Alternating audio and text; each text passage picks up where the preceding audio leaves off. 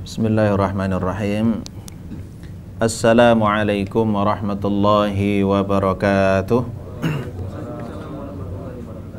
Alhamdulillahi wassalatu wassalamu ala rasulillahi wa ala alihi wa sahbihi wa mawalah. La hawla wa la quwwata illa billah. Allahumma salli wa sallim ala Muhammad wa ala alihi wa ashabihi ajma'in, amma ba'du. Subhanaka la ilma lana illa ma 'allamtana innaka antal alimul hakim. Rabbi shrah li sadri wa yassir li amri wahlul 'uqdatam min lisani yafqahu qawli. Ikhwani wa akhwati, azani Allah wa iyyakum. Alhamdulillahi rabbil alamin, bi ni'matihi tatimmus shalihat. Pada siang hari ini yang insyaallah Allah berkahi, kita dipertemukan oleh Allah Subhanahu wa ta'ala dengan berlipat keberkahan di majelis ilmu dan di keberkahan saat kita beraktivitas. Insyaallah kita niatkan jihad fi sabilillah, dan semoga niat kita serta semua usaha kita menjadi wasilah sarana keridhaan Allah Subhanahu wa ta'ala. Kita doakan kepada saudara kita dan semua kaum muslimin, muslimat khususnya, dan wabil khusus kepada teman kita Pak Agus ya. Semoga Allah berikan kesehatan dan juga Allah berikan keistiqomahan dalam kebaikan, dan juga untuk kita semuanya insyaallah. Bismillahirrahmanirrahim. Siang hari ini insyaallah sebagaimana yang sudah disampaikan, yang sudah di-share ya. Ini mungkin bagi orang Jawa, bagi yang tidak Jawa mungkin tidak, kurang familiar, bukan tidak pernah mendengar ya. Ini satu pepatah Jawa, yaitu becik ketitik Allah ketoro. Ya mungkin tadi kalau diterjemahkan dalam bahasa Indonesia ya, setiap kebaikan itu akan terlihat gitu. Dan setiap keburukan itu pasti akan terlihat juga atau ketahuan ya. Setiap kebaikan itu akan kelihatan dan setiap keburukan itu akan ketahuan. Baik, sebelum kita masuk kepada pembahasan ini, saya ingin memberikan satu pengantar ya, tentang hakikat kebaikan dan keburukan itu sendiri. Allah Subhanahu wa ta'ala di dalam Al-Quran itu sekian banyak kali mengungkapkan kebaikan tetapi tidak dengan kata baik gitu. Dan mengungkapkan keburukan juga tidak dengan kata keburukan atau buruk. Inilah indahnya Quran yang mengandung sekian banyak kosakata yang sebetulnya mengandung sekian banyak makna. Makanya lafaz Al-Quran itu disebut oleh sekian banyak ulama ahli Quran itu disebut dengan Jawami'ul Kalim. Jawami'ul Kalim itu redaksi yang pendek tapi penuh dengan makna, yang tidak akan pernah bisa ditandingi dengan produk manusia atau makhluk ini. Sehingga saat kita membaca Al-Quran, menelaah, mentadabburi, memahami Al-Quran harus melalui panduan ya. Saat ini ada namanya ulumul Quran, ulumul tafsir, dan termasuk adalah ilmu-ilmu yang menunjang untuk memahami lafaz-lafaz Al-Quran, baik itu dari ilmu bahasa Arab atau usuliyat, dan juga ilmu-ilmu ulumul Quran dan ulumul hadis tentunya. Ketika Al-Quran mengatakan bahwa balil insanu ala nafsihi basirah misalnya ya, itu kalau kita lihat secara redaksi balil insanu ala nafsihi basirah, setiap jiwa manusia itu sebetulnya dalam jiwanya itu ada basirah. Nah, basirah itu tingkatan penglihatan yang paling puncak. Kata melihat sendiri di dalam Al-Quran itu ada sekian banyak redaksi. Ro'a yara itu juga melihat. Ro'a itu fil manam. Alam tara kaifa ara'aital ladzi, itu ro'a semua melihat. Tapi biasanya melihat ini dengan melihat dengan mata kepala atau dengan ilmu pengetahuan. Atau bahkan melihat ro'a ini juga di mimpi. Ro'a itu fil manami. Ro'a fil manam berarti melihat di dalam tidur, berarti mimpi. Ada juga dengan kata nadhara, fal yanzur. Afala yanzuruna ilal ibili kaifa khuliqat. Nah, ini beda lagi. Walaupun terjemahannya melihat gitu. Kalau afala yanzur itu tidak hanya melihat fisiknya, tapi harus sampai tingkatan penganalisaan dan perhatian. Itu namanya yanzur. Ada lagi yang lebih tinggi daripada ro'a dan nadhara, namanya basara. Jadi kalau ayat ini balil insanu ala nafsihi basirah, sesungguhnya setiap jiwa manusia itu Allah berikan perangkat yang namanya basirah. Basirah itu mampu melihat, menganalisa, memahami sesuatu yang bisa jadi tidak akan bisa difahami makhluk selain manusia. Itu namanya basirah. Lah, termasuk kehebatan yang Allah berikan kepada kita tentang isi dari basirah adalah kita ini Allah berikan satu chip, perangkat untuk membedakan mana yang baik dan mana yang buruk. Itu sudah ada. Sehingga bahasa Quran, ini kalau kita teliti, ini tentang hakikat baik dan buruk ya. Nanti harus paham, kemudian kita akan mempraktekkan gitu. Karena Allah sudah sediakan perangkat di dalam setiap jiwa kita itu melihat ini baik, ini buruk. Karena balil insanu ala nafsihi basirah, maka redaksi Quran itu lebih umum, Pak. Misalnya gini. Di salah satu surah di dalam Al-Quran, Allah katakan, kuntum khaira ummatin ukhrijat linnasi ta'muruna bil ma'rufi wa tanhauna 'anil munkar. Kalau kita lihat terjemahan tentang ma'ruf, itu sesuatu yang baik gitu. Sedangkan wa tanha 'anil fahsya'i wa tanha 'anil munkar kuntum khaira ummatin ukhrijat linnasi ta'muruna bil ma'ruf. Ma'ruf wa tanhauna 'anil munkar. Munkar itu adalah keburukan. Nah, yang unik ini, Pak, bahasa Arab itu atau bahasa Quran terutama untuk menyatakan kebaikan, Allah cukup dengan mengatakan ma'rufun, dan keburukan dengan mungkarun gitu. Ini kalau kita teliti melalui bahasa Arab, ilmu lughah, ilmu gramatikal, ma'ruf itu terambil dari kata arafa. Arafa itu mengetahui, mengenali. Ma'ruf berarti sesuatu yang terkenal, sesuatu yang sudah terketahui. Itu ma'ruf namanya. Berarti gini kesimpulannya. Segala kebaikan itu sebetulnya sudah terketahui dan sudah terdeteksi oleh setiap jiwa manusia yang hatinya, fitrahnya masih murni, akalnya juga sehat. Itu pasti setiap kebaikan itu dia ketahui. Itu maksudnya. Tidak ada satupun kebaikan kecuali manusia itu sudah mengetahui kalau itu baik. Nanti kita akan cek masing-masing kebenaran Quran ini.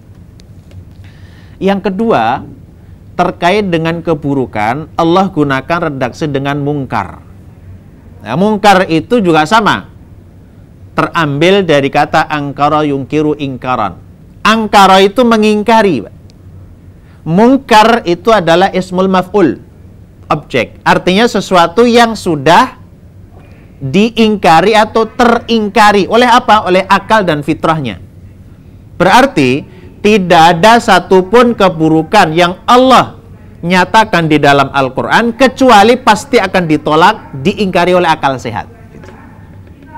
Jadi rumusnya gini, setiap kebaikan dan keburukan itu pasti sudah disetujui, disepakati, diketahui oleh akal yang sehat, hati yang bersih. Makanya Allah cukup mengatakan setiap kebaikan itu ma'ruf dan setiap keburukan adalah mungkar. Nah, hanya gini, Pak, ada fenomena ini hakikat kebenaran adalah sesuatu yang sudah disepakati, sudah diketahui oleh akal dan hati, gitu. Itu konsepnya. Namun gini, Pak, kenapa ada orang yang sudah nyata-nyata itu baik, tetapi seolah-olah itu buruk, dan sesuatu yang buruk itu seolah-olah menjadi baik. Contoh gini, kalau kita jumpai misalkan orang-orang tukang mabuk gitu ya, atau pemabuk, kita tanya, khamr itu menurut dia baik atau buruk, Pak? Menurut dia, menurut peminum, menurut dia baik kan? Bagi maaf, ketua ini apa nah, mucikari itu, mucikari sama gigolo bedanya, Pak? Enggak, kalau ditanya kepada mereka, apa mucikari bedanya gigolo, Pak? Mucikari koordinator, Ustaz. Itu mucikari. Kalau gigolo eksekutor. Yang dikoordinasiin. Tahu dia. Enggak, maksud saya gini. Kena mereka kalau ditanya yang baik apa? Yang baik menurut dia. Oke, nanti akan kita analisa kembali. Maksud saya itu gini, sekilas bagi yang hatinya kotor, bagi yang akalnya sudah tidak waras atau minimal setengah waras gitu, dan juga lingkungan yang memang serba buruk, maka keburukan itu seolah-olah, saya katakan seolah-olah itu adalah kebaikan. Seolah-olah saja, karena nanti kita akan analisa kembali. Di sini ada hadis diriwayatkan oleh sahabat mulia namanya Wabisah bin Ma'bad. Wabisah bin Ma'bad itu seorang sahabat yang, mohon maaf, postur tubuhnya nggak tinggi, Pak. Jadi agak pendek ya. Jadi nggak tinggi-tinggi kayak orang Arab. Jadi suatu saat Nabi dikerumunin oleh para sahabat yang lain. Dia datang pengen nanya sesuatu. Bila karena pendek, mangan terobos, Pak. Brobos ya. Kemudian sampailah di depan Nabi SAW. Kemudian ditanya, kamu mau apa? Gitu. Beliau katakan, ya Rasulullah, saya ingin banget tahu apa cirinya kalau perbuatan saya itu baik. Jadi sesuatu yang saya lakukan itu baik dan Allah ridho, itu cirinya apa? Terus kalau perbuatan saya buruk dan Allah murka, itu juga cirinya apa? Gitu.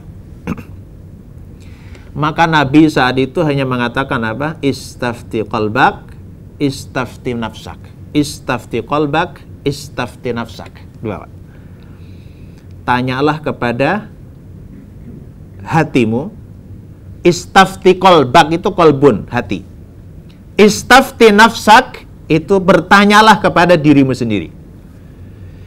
Berarti gini, kalau sebuah kebaikan dan itu bukti Allah ridho, kita pun akan mengatakan itu baik dan ridho. Tapi kalau kita sudah mengatakan dan merasa itu nggak nyaman, berarti itu tidak ridho dan itu tidak baik.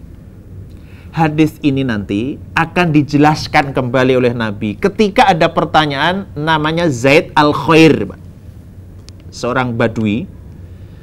Jadi semangatnya para sahabat luar biasa, Pak. Ada namanya sahabat orang badui itu Zaid al-Khail. Nama aslinya kalau dinyari di Google itu sudah Zaid al-Khail L atau Zaid al-Khair pakai R. Itu namanya dua tapi orangnya sama, Pak. Nama aslinya Zaid al-Khail. Namanya Zaid tapi karena dia ini tukang menggembala unta, maka Zaid al-Khail itu berarti Zaid si tukang unta gitu. Dia pergi ke Madinah dan melakukan perjalanan kurang lebih 14 hari, Pak, untuk nyampe ke Madinah. Itu pakai unta ya, kalau malam kedinginan, siang kepanasan terus berjalan.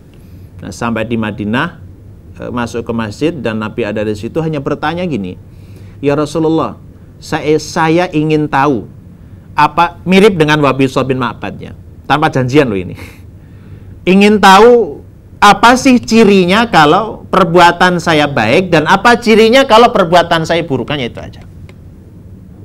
Saat itu Nabi menjawab, cirinya kalau kamu telah melakukan sesuatu terus membuat hatimu nyaman dan kamu juga tidak merasa gelisah atau takut diketahui oleh orang, itu pertanda perbuatanmu baik dan Allah ridho. Yang kedua, kalau kamu setelah melakukan sesuatu membuat kamu tidak nyaman, tidak tenang, gelisah, terus kamu sangat takut diketahui oleh orang lain, itu tanda bahwa Allah murka dan tidak ridho dengan perbuatanmu. Dari dua hadis ini, Pak, kalau kita simpulkan, berarti kebaikan, keburukan itu sudah ada jawaban dalam dirinya, Pak. Sesuatu yang dikerjakan dan membuat kita nyaman, tenang, bahagia, dan kalau orang tahu kita nggak masalah, bahkan pengen di-share gitu, itu pertanda itu baik. Tapi kalau setelah melakukan keburukan itu takut diketahui oleh orang dan tidak membuat dia nyaman, berarti pertanda buruk. Itu maksud tadi balil insanu ala nafsihi basirah. Hanya orang sekarang, mohon maaf nih Pak, sudah jelas alarmnya mengatakan salah, tapi karena nafsunya ingin itu dilegalkan, sehingga dia mencari apa? Pembenaran, bukan kebenaran. Contoh, ini nggak nyinggung sih, tapi ya kalau kesinggung ya mohon maaf ya. Ya alhamdulillah maksudnya. Karena tugas saya nyinggungin orang ya Pak. Misalnya ada uang yang sebetulnya bukan hak kita. Kita tahu itu bukan hak kita. Kita sudah mohon maaf punya gaji sesuai dengan SOP-nya, sudah dengan perjanjian dan seterusnya. Kemudian tiba-tiba kita dikasih uang tanpa alasan yang jelas karena mungkin proyek ini, proyek itu. Alarm itu pasti bunyi, Pak. Balil insanu ala nafsi basirah itu pasti minimal nanti ragu. Ini kayak nggak bener karena ini di luar dari pekerjaan saya. Misalkan di luar dari upah saya.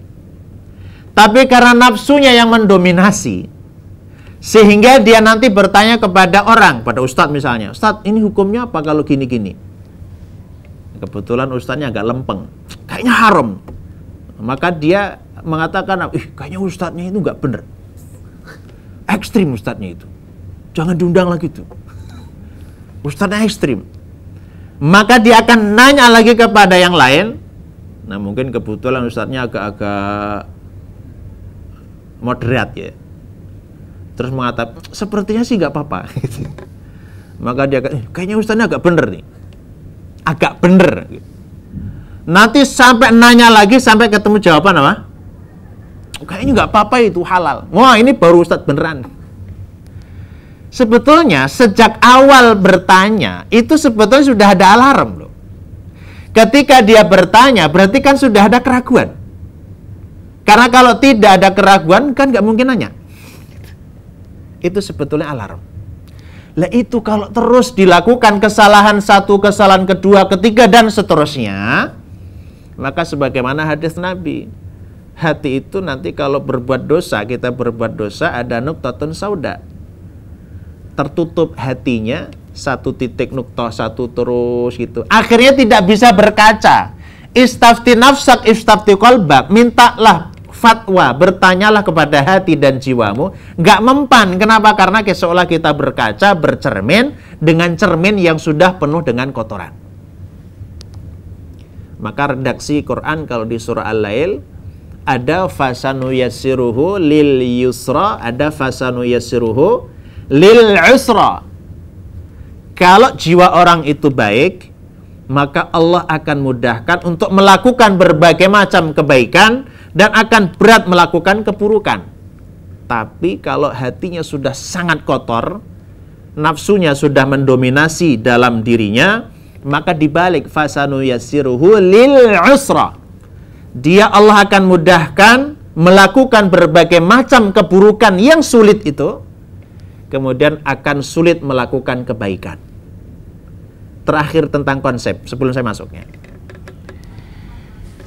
Segala macam kebaikan selain itu pasti diketahui oleh jiwa yang suci, hati yang suci, pikiran yang bersih dan sehat. hakikat dari kebenaran, hakikat dari kebaikan itu adalah mudah. Dan hakikat dari keburukan itu adalah berat. Itu Pak. Maka nanti kalau jenengan semua melihat di akhir dari surah Al-Baqarah, itu kan ada redaksi apa? La yukallifullahu nafsan illa wus'aha laha ma kasabat wa 'alaiha. Nah, itu. Kita sering hafal ayat itu. Kita analisa 2 poin saja. Yang pertama, laha ma kasabat. Yang kedua, wa 'alaiha mak tasabat. 2 redaksi Bang yang sama akarnya tapi beda polanya. Yang pertama, Allah gunakan kasabat. Yang kedua, Allah gunakan iktasabat.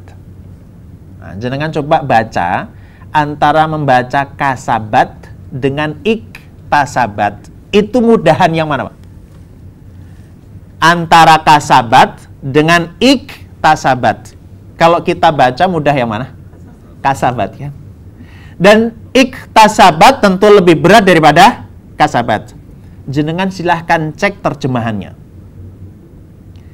Kasabat dan iktasabat akar katanya sama, yaitu kasaba, kaf, sin, ba.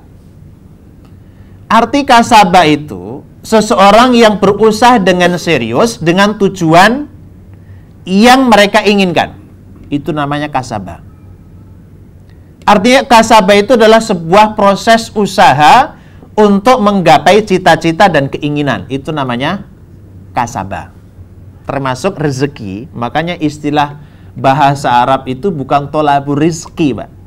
Bahasa Arabnya adalah kazbur rizki. Kenapa? Karena kita serius saat bekerja untuk tujuan mendapatkan uang. Anak itu juga sama, kasaba itu. Maka di surah Al-Lahab, tabbat yada abi lahabin wa tab ma aghna anhu maluhu wa ma kasab. Jadi kasaba itu sebuah usaha. Hanya kalau Allah gunakan iktasaba, berarti usahanya jauh lebih berat daripada kasaba. Ya. Jadi kalau kasaba karena dibaca juga mudah, ini termasuk i'jazus sauti lil Qur'anil Karim. Jadi ternyata Al-Qur'an itu ada sisi kemu'jizatan dilihat dari ucapan atau sauti suara. Saat kita mengucapkan sebuah lafaz di dalam Al-Qur'an kok sulit, biasanya mengandung makna yang tidak tidak wajar. Nah, kasabat kalau di terjemahan itu apa, Mas? Ada yang terjemahan? Kebaikan. Kalau iktasabat? Kejahatan. Tuh, Pak. Padahal dari akar kata yang sama. Kasaba melakukan sebuah proses untuk menggapai tujuan, kan? Sedangkan kasabat terjemahannya itu adalah kebaikan. Sedangkan iktasabat kejahatan atau keburukan. Allah ingin menghadirkan lewat lafaz itu bagi kita yang harus mentadabburi Quran, bahwa segala macam kebaikan pada hakikatnya adalah mudah untuk dilakukan. Dan hakikat keburukan, kejahatan, dan neraka itu pada akhirnya itu adalah pasti berat. Monggo silahkan dicek. Kalau Quran ini memang benar, monggo silahkan dicek. Dan memang pasti benar gitu. Monggo silahkan cek. Ngaji kayak gini tuh baik apa buruk, Pak? Baik kan? Makanya gratis. Oh iya kan? Emang masuk ruangan saya bayar, Mas? Bayar berapa? Coba kalau acara ini diganti konser. Dangdut koplo. Artis ibu kota. Insya Allah di ruangan juga bayar, Pak. Ada karcisnya itu. Pokoknya segala macam kebaikan itu pasti mudah. Dan sedangkan keburukan itu pasti berat. Bayangkan kita kalau sholat 5 waktu, itu kan nggak ada yang mengganggu aktivitas kita sebetulnya. Nggak ada. Waktu subuh, karena waktunya bangun kita ini. Monggo silakan dilihat dari segi medis. Bangun tidur yang paling baik itu ya memang waktu subuh itu, sebelum subuh malah kan. Zuhur, secara kemampuan kita, produktivitas akal kita, produktivitas tubuh kita, apapun itu, jam waktu zuhur harus istirahat, Pak. Monggo silakan di dunia ateis misalnya, yang tidak mengenal Quran, tidak mengenal sunnah, tidak mengenal Islam, pas siang saat bekerja pasti apa? Istirahat. Bahkan di Jepang itu karyawan tidak hanya istirahat, tidak bekerja, tapi apa? Tidur siang loh. Ya kita nggak ada sih, nggak ada jadwal tapi tetap ada. Kenapa harus istirahat? Makanya sholat. Nah, sholat itu bagi Nabi dan bagi sahabat radhiyallahu anhum, sholat itu istirahat, Pak. Maka Nabi itu kalau sudah sangat capek, lelah, beliau selalu katakan kepada Bilal sang muadzin, ya Bilal, arihna bis shalah. Ya Bilal, kami ini sudah lelah, letih karena habis berperang, perjalanan jauh, istirahatkan kami dengan sholat. Waktu asar, Pak, ini bedanya. Waktu zuhur kan siang hari. Waktu asar itu sebetulnya juga waktu harus di cooling down-nya akal kita. Waktu setelah zuhur itu tidak bisa seoptimal sebelum zuhur, Pak. Fisik kita itu harus istirahat. Maghrib pun demikian, isya pun demikian. Mudah karena waktu yang memang harus kita istirahat. Coba bayangkan kalau ahli maksiat, Pak. Dugem itu ada yang jam segini nggak, Pak? Hah? Dugem, karaoke, perzinahan ada yang jam segini nggak? Nggak ada kan? Nggak ada. Saya katakan nggak ada bukan berarti pelaku. Kebanyakan. Karena saya tinggalnya dekat Kemang, Pak. Jadi tahu. Nggak, maksud saya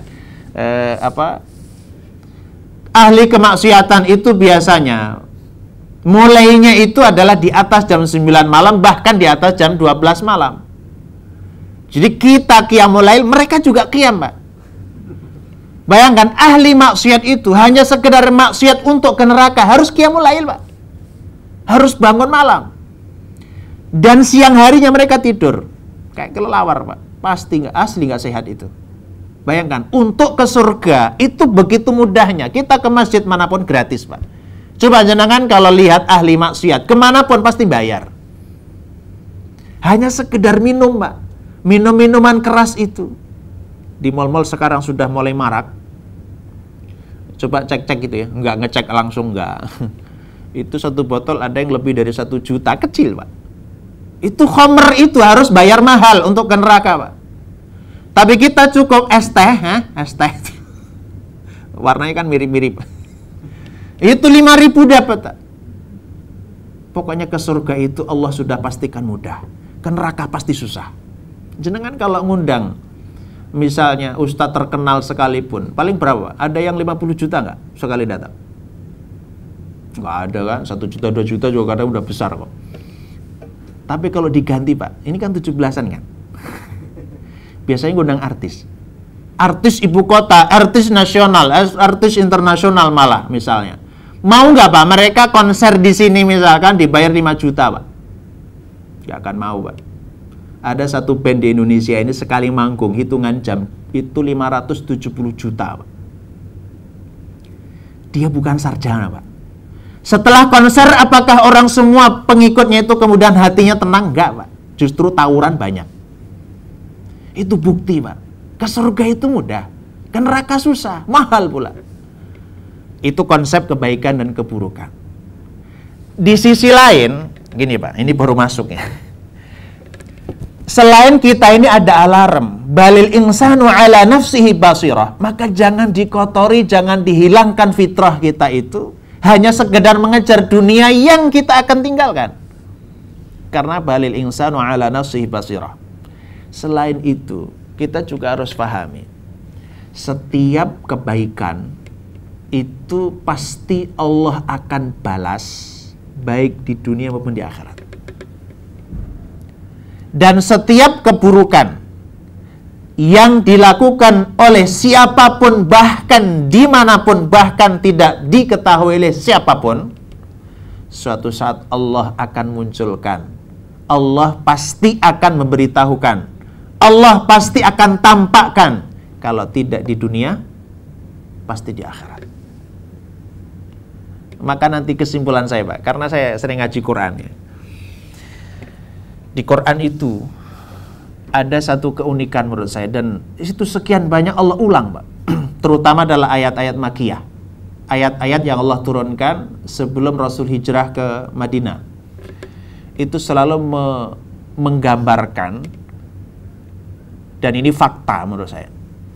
Karena Allah yang berfirman, semua manusia, walaupun di dunianya itu kafir, musyrik, bejat, nakal, atau sebaliknya, muslim, mukmin, taat, takwa, semuanya, Pak, suatu saat dia akan menjadi orang sangat super cerdas, mampu mengingat mulai dari dia lahir sampai mati, apapun yang dia lakukan, bahkan detail di mana sama siapa, terus saat itu siapa saksinya. Hanya bedanya gini, Pak. Bagi orang mukmin, itu kecerdasan itu memang membuat dia menjadi menyesal. Tetapi penyesalan yang hanya sekedar kenapa tidak optimal. Saya ulangi ya. Orang mukmin nanti di akhirat itu akan menyesal saat diberitahukan semua amalan itu, dan kita memang ingat akan amalan itu, tapi penyesalan yang kenapa tidak optimal, hanya itu aja. Maka di suratul Fajr Allah katakan apa? Yaqulu ya laitani qaddamtu li hayati. Itu para ulama tafsir menyatakan yang ngomong itu orang mukmin.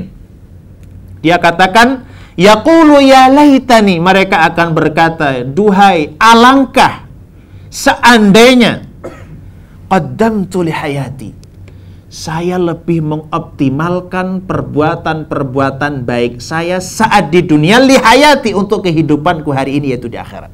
Menyesal, Pak. Hanya penyesalannya gini. Kalau sodakoh misalnya 1.000, terus kita punya uang 500.000, ya Allah, kenapa waktu itu hanya 1.000? Ini saya kisahkan gini, Pak. Dulu ada sahabat yang setiap hari memang berjamaah sholat sama Nabi SAW. Suatu saat sudah 2 hari atau dalam riwayat 3 hari itu tidak berjamaah, Pak. Maka Rasul kemudian bertanya, kemana si fulan? Ini hebatnya, Pak, kalau jenengan itu rutin sholat jamaah, antum nggak ada yang nyari, Pak, dan yang nyari adalah jamaah yang lain, orang hebat. Tapi kalau antum nggak pernah jamaah, hilang pun juga nggak ada yang nyari, Pak. Itu salah satu imam jamaah, betul. Jangan pernah tinggalkan sholat jamaah, Pak. Nabi bertanya. Kemudian karena tidak ada, sahabat pun juga banyak yang tidak tahu. Maka langsung ke rumahnya. Ini hebatnya Nabi ya. Sahabat nggak ada, langsung disamperin ke rumahnya, Pak. Saat di rumahnya, ketika Nabi bertamu, yang nyambut adalah istrinya. Nabi bertanya, kenapa si fulan kok nggak jamaah sudah 2 hari gitu? Beliau katakan, ya Rasulullah, maafkan karena suami saya sudah meninggal 2 hari yang lalu. Nah kemudian istrinya bertanya, ya Rasulullah, ada 3 kata yang sebelum beliau itu wafat yang saya nggak paham. Lafaz yang pertama, duhai, kenapa saat itu tidak semuanya? Itu satu. Yang kedua, duhai, kenapa yang tidak baru? Itu kedua. Yang ketiga, keduhai, kenapa tidak lebih jauh lagi? Paham, Mbak? Yang pertama, kenapa tidak semua? Kenapa tidak yang baru? Kenapa tidak lebih jauh lagi? Kemudian Nabi SAW mengabarkan melalui Jibril alaihissalam, orang itu mengatakan kenapa tidak semuanya gitu. Karena ternyata sebelum wafatnya dikasih tahu. Ini nanti di hadis Bara' bin Azib, dan dulu pernah kita bahas ya. Akan digambarkan amalan kita dan pahalanya. Saat itu dia digambarkan saat bersedekah, kemudian diberikan gambaran pahala yang didapat dari sedekah itu. Maka dia katakan, ya Allah, kenapa hari itu tidak saya berikan semuanya? Kenapa hanya sedikit? Yang kedua, kenapa yang tidak lebih baru? Kenapa yang tidak baru? Saat itu dia berjalan di tengah padang pasir, mau sholat gitu, kemudian ada orang tua yang kedinginan, maka dia mantalnya itu ada 2, Pak, double gitu, maka dia kasih yang luar itu yang lama, yang baru itu yang di dalam. dikasih. Ternyata Allah berikan gambaran pahalanya. Maka dia menyesal, kenapa ya Allah saat itu tidak saya berikan yang baru. Yang ketiga, tentang kenapa tidak lebih jauh dari itu. Ternyata ketika beliau selalu sholat jamaah, karena beliau tempat tinggalnya cukup jauh dari Masjid Nabawi, maka dia harus berjalan jauh gitu. Dan ternyata Allah berikan juga pahala tentang jalan kakinya itu.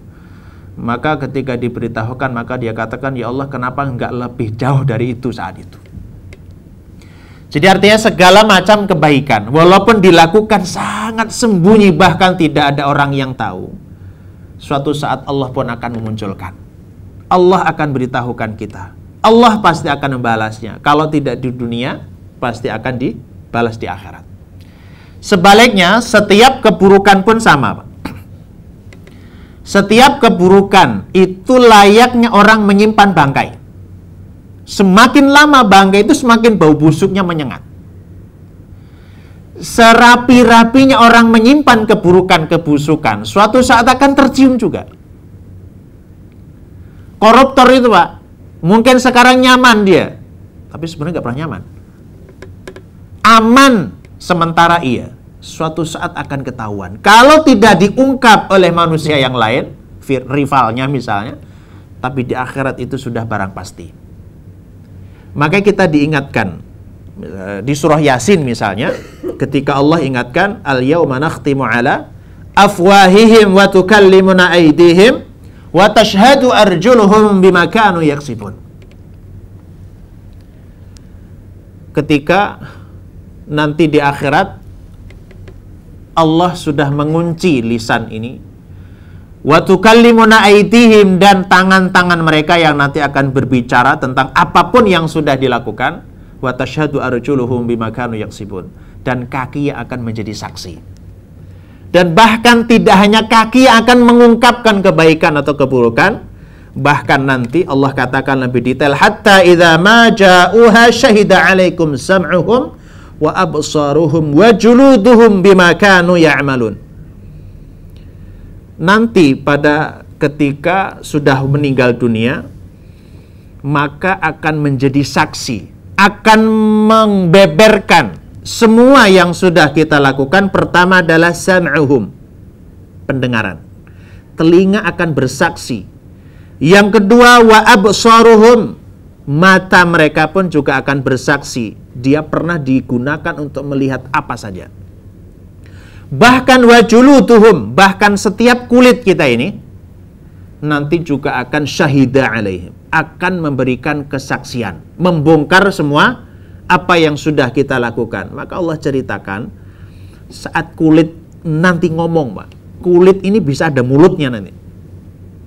Maka orang ini nanti akan protes, wa qalu li juludihim lima syahidtum alaina.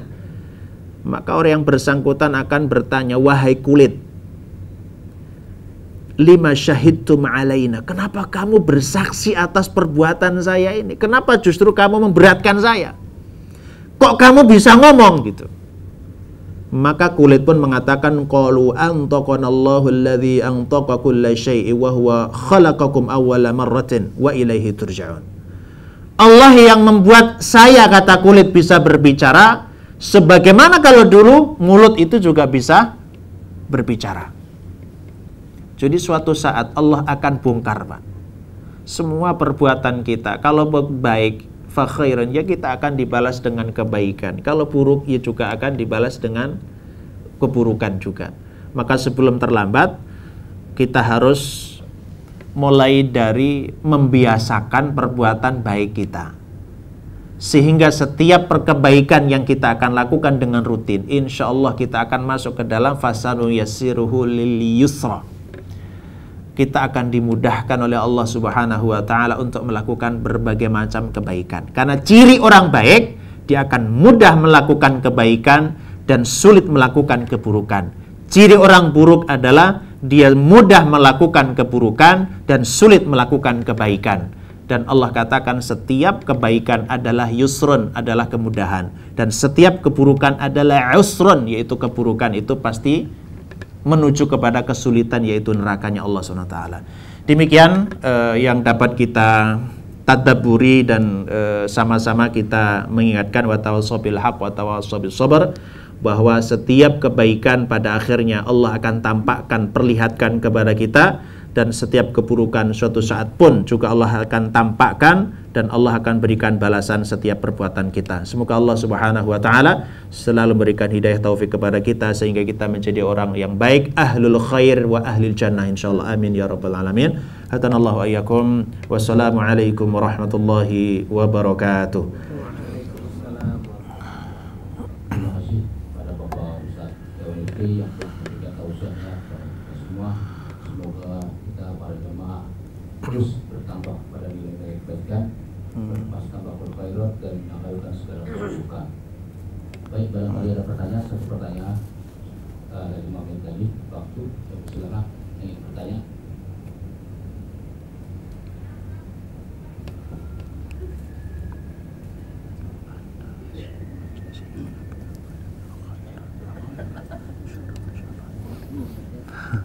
Assalamualaikum warahmatullahi wabarakatuh. Assalamualaikum warahmatullahi wabarakatuh. Pak Ustadz, ini satu pertanyaan. Ini tentang orang tua kita ya.